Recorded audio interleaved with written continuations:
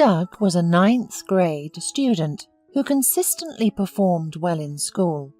Although he wasn't a star student, he excelled in math and geometry.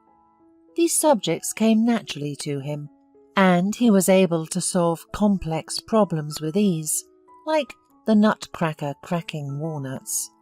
Doug was also a talented athlete, skilled in track and field events, and had won several silver and gold medals for his school over the years. At the start of the school year, Doug was part of a team that won the cross-country cup. He was appointed captain and even made it onto the cover of the local newspaper, holding the shining cup proudly in the sun. However, the cup was now in the gym's teacher's office covered in dust. Despite growing up without parents and being raised by his grandmother, Doug was a polite child who never refused to help anyone. He didn't avoid when he was asked to do tasks like bringing things to the teacher's room or cleaning up the school grounds on Saturdays. Unlike some of his classmates, he didn't make up excuses about being sick and instead put on the gloves provided to collect fallen leaves or candy wrappers. The young man's behaviour was exemplary, and there were no complaints about him, except for the occasional pupil quarrels. However, everything changed after winter vacation. Doug's behaviour changed gradually, but it was noticeable to those around him. His problems grew like a snowball, slowly rolling down the mountain and picking up more snow. Unfortunately, the snowball eventually turned into an icy avalanche that Doug couldn't escape from, despite his medals and good grades.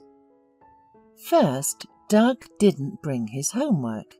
Well, that happens sometimes, but it began to happen more and more often, becoming more of a tradition than an exception. Then his grades in many subjects began to drop sharply. The final straw was frequent absences and skipping school. One day the teachers complained about Doug to his homeroom teacher, Mrs. Hutchinson. They reported that he stopped preparing his homework, fell asleep during lessons, and became absent-minded and unresponsive.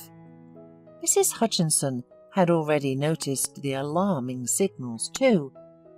She taught Doug's favourite subjects, algebra and geometry, and his grades there were also getting worse. At first he went from an A to a B, and then he received his first C in algebra. Mrs. Hutchinson sat and looked at Doug's test for a long time. She tapped her pen on the journal nervously and thoughtfully. Although some of her 9th grade students were already taller than her, she still loved them as if they were her own children. More experienced teachers warned her that such an approach was bad for both her and her students, but she continued to care deeply for them. "Oh, you spoil your crazy students," complained Mrs. Ebbott, history teacher. "They will work on your neck and drag you down, and then some will go away from school this year, some in 2 years, and no one will say thank you for your patience and hard work. It would be better to save your nerves and energy for yourselves." Mrs. Hutchinson waved away such words, trying to remain politely silent and not anger the experienced teachers who thought they knew better than everyone else.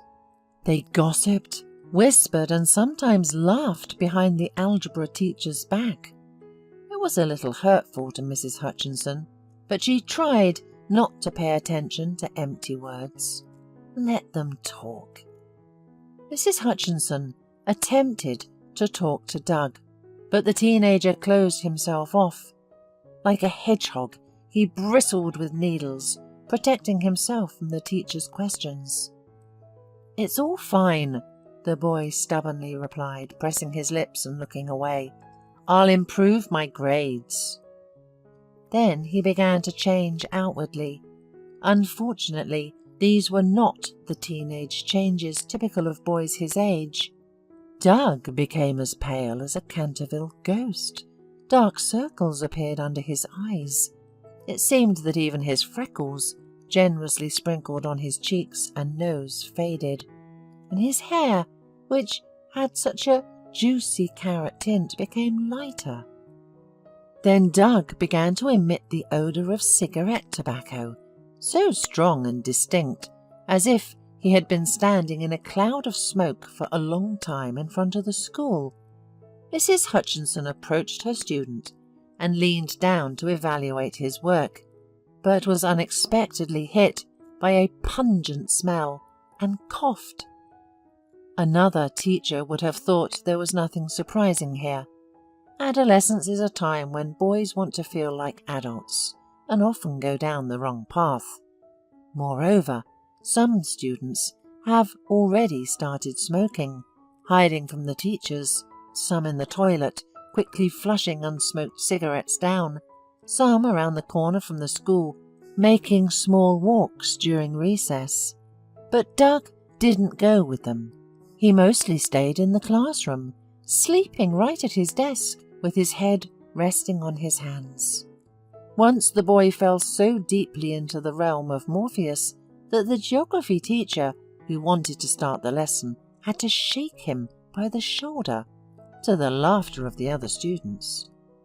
In general, Doug became lethargic and drowsy. He no longer even went to competitions, although he used to love winning. And then one day Mrs. Hutchinson noticed a huge bruise on the boy's arm. Well, it's clear now. He fell in with a bad crowd, or something worse. There are two ways here. The teachers reasoned like experts. Either he'll outgrow it and get smart, or it's all over. We know people like that. They sweep the yards now if they're not behind bars. He doesn't even have parents. What did you expect? Mrs. Ebbott proclaimed authoritatively. Of course his grandmother can't handle such a strong teen. They would have given up on Doug if it weren't for his homeroom teacher. At first, Mrs. Hutchinson initially invited a psychologist and a social pedagogue to talk to Doug. But even this option did not yield any results. The boy did not make contact, only promising to improve his grades. "It's not about the grades," the teacher shouted in frustration, listening to Doug's excuses. He had become so thin that his old faded t-shirt hung from his shoulders like a hanger. Mrs. Hutchinson then found his home number and tried to contact his grandmother. Mrs. de Munn was a kind, wonderful woman, but she was getting old. The homeroom teacher dialed Mrs. de Munn's number multiple times, but nobody answered the phone at their house. Doug would wave away any questions by saying, "Grandma sleeps a lot. She's already old. Don't bother her, she has a weak heart. I won't skip school any more." At first he did improve his behaviour, but he remained just as introverted, quiet and tired. Mrs. Hutchinson was watching as Doug, who constantly was the soul of the company, distanced himself more and more from his friends. They no longer tried to invite him to play ball after school or go down to the cafeteria during recess. Soon the skipping school started again, and the smell of cigarettes.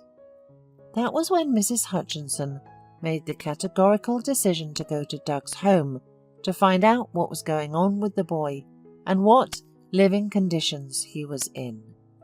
Out of caution, Mrs. Hutchinson asked her acquaintances from the guardianship service, Michael and Helen, to go with her.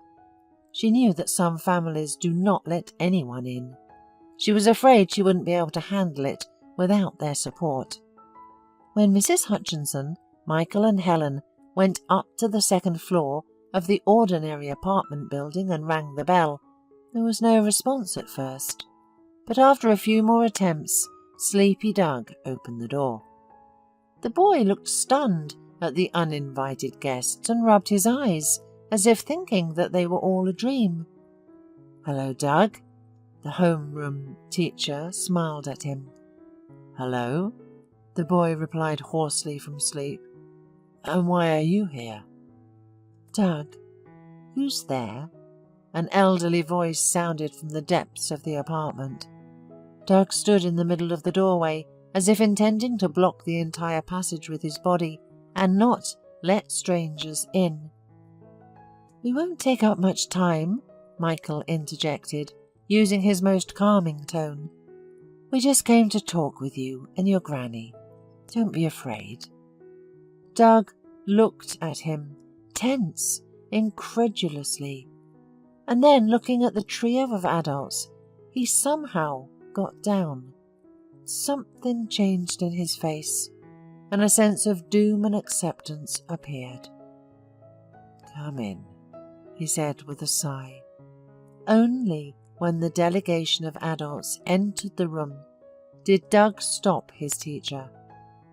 "Mrs. Hutchinson," he asked shyly, "please don't scare my grandma.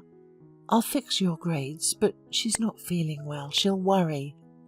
Mrs. Hutchinson nodded, deeply touched by the boy's concern, but she couldn't promise anything.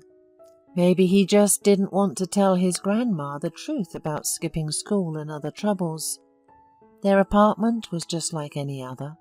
Outside the door lay a worn and battered soccer ball, kicked around by endless feet. In the hallway stood an old wardrobe with a large mirror on the door. A long brown carpet covered the creaky floor. Mrs. DeMunn was truly resting. As the guests could see at first glance, she lay in her bed under a warm blanket. The TV was on in the room, and the host was talking about the benefits of eating vegetables.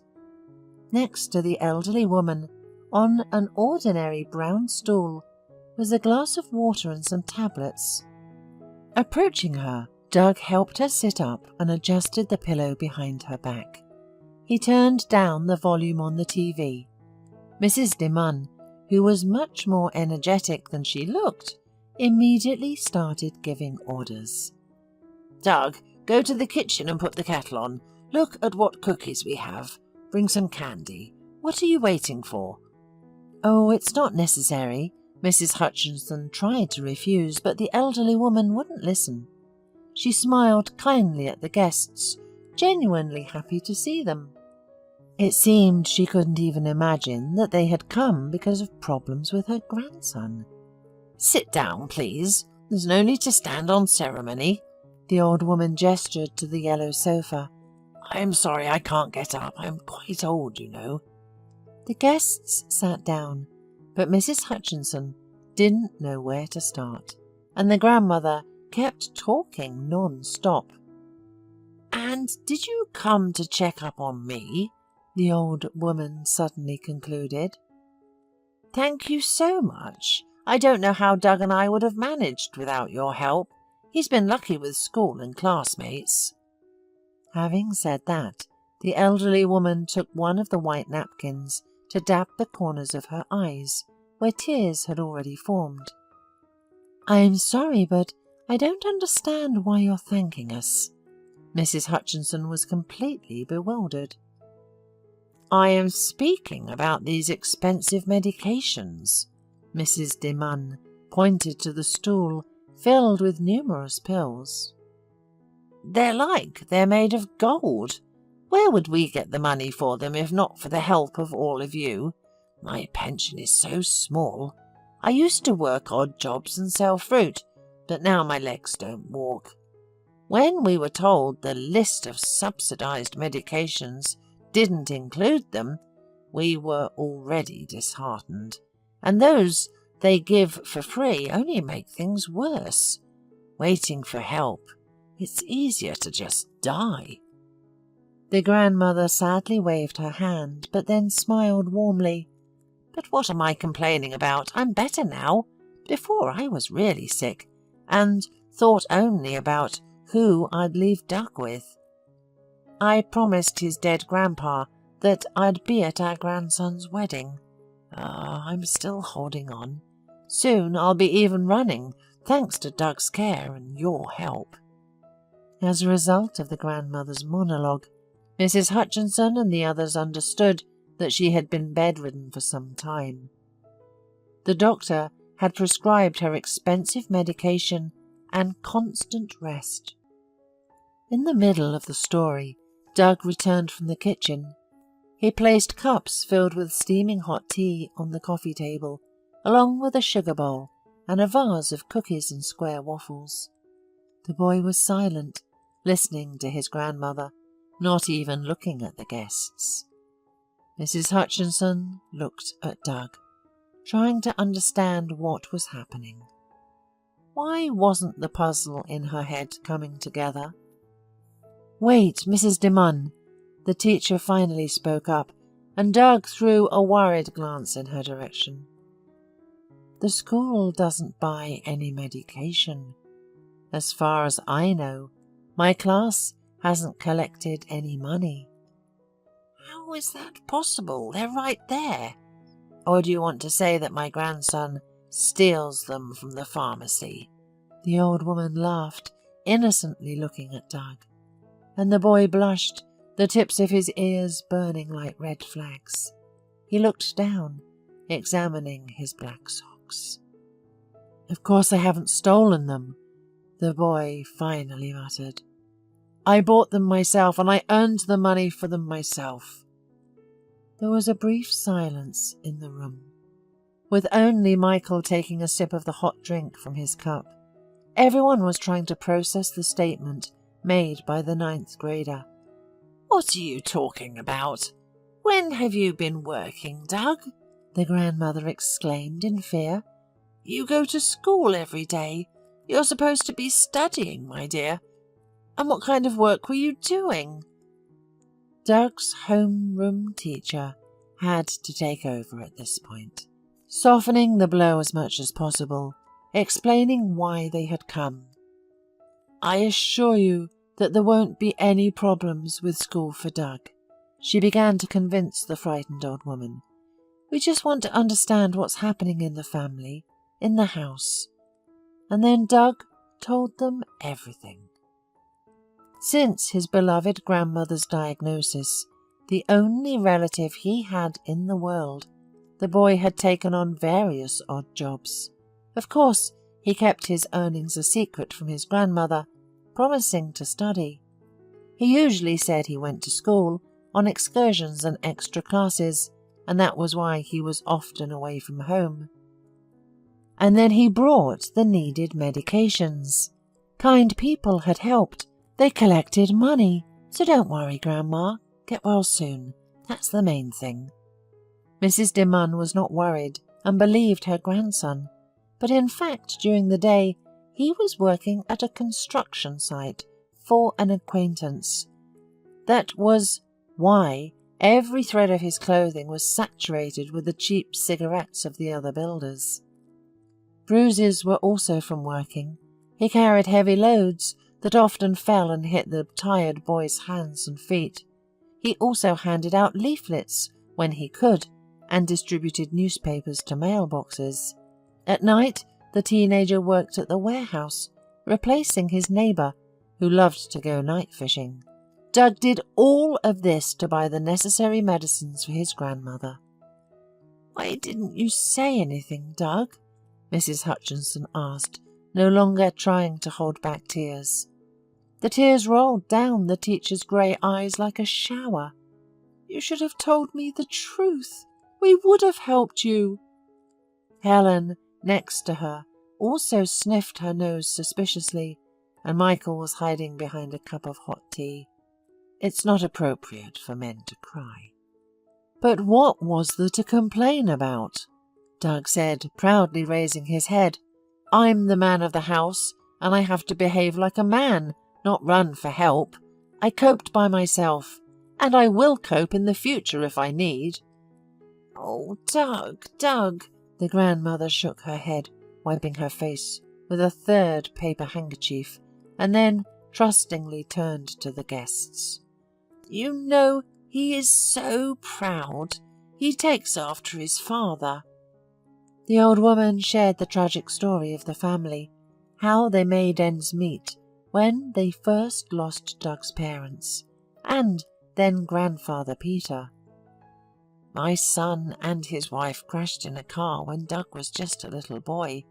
I told Peter, how can we, such old and poor people, raise a little boy?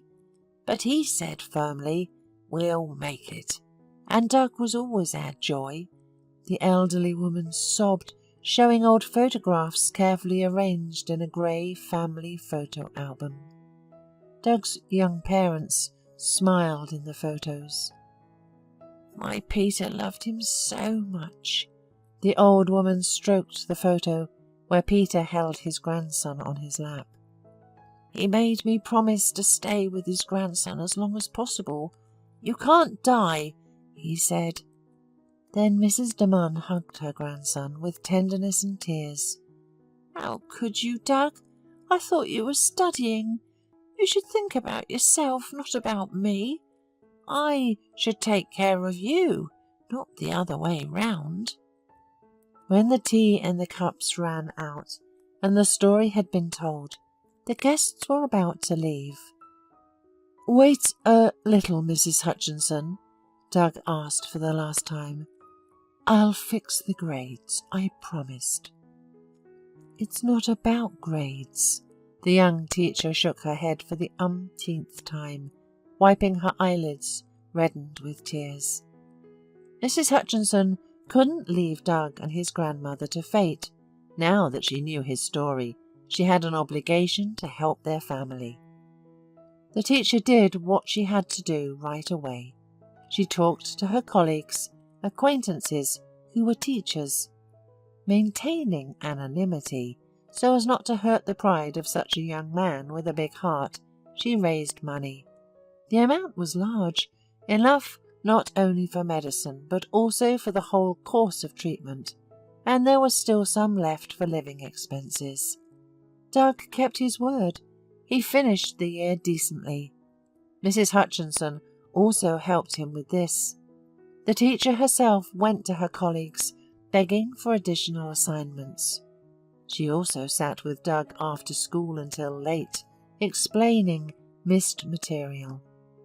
Mrs. Hutchinson arranged for him free school lunches, and in July the joyful teacher told Doug and his grandmother that she was able to organize a free trip for her students to the capital. They spent a whole week on excursions in the city. Doug was incredibly impressed by the architecture of majestic buildings. After the summer, Doug went to study further, although he intended to drop out of school, but the support of people gave him the incentive to get a higher education. 12 years later, when the workday was coming to an end and the teachers were celebrating Teachers' Day in their lounge, someone knocked on the door. A young, red-haired man opened it, holding a bunch of flowers and smiling broadly. "Mrs. Hutchinson, may I come in?" "Oh, Doug, you again? You're running around here like it's your job," one of Mrs. Hutchinson's colleagues remarked, but there was a thin note of envy in the teacher's cheerful voice. It was Mrs. Ebbott, who tried to persuade the young algebra teacher that her students would forget her. But no, they didn't forget. They came to her more often than to others, and Doug didn't miss a single opportunity.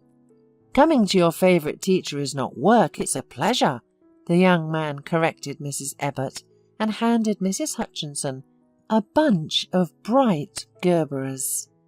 He grew up to be a beautiful tall man. He worked on a construction site again, but now he didn't carry bricks anymore. He was an architect in a major construction company. He was planning to get married soon, and his grandmother, who recently celebrated her 88th birthday, kept her promise and will come to her grandson's wedding. Doug invited his class teacher too. Mrs. Hutchinson smiled at one of her favourite students, who was still the same young Doug to her. She was happy that the freckles on his face still burned brightly.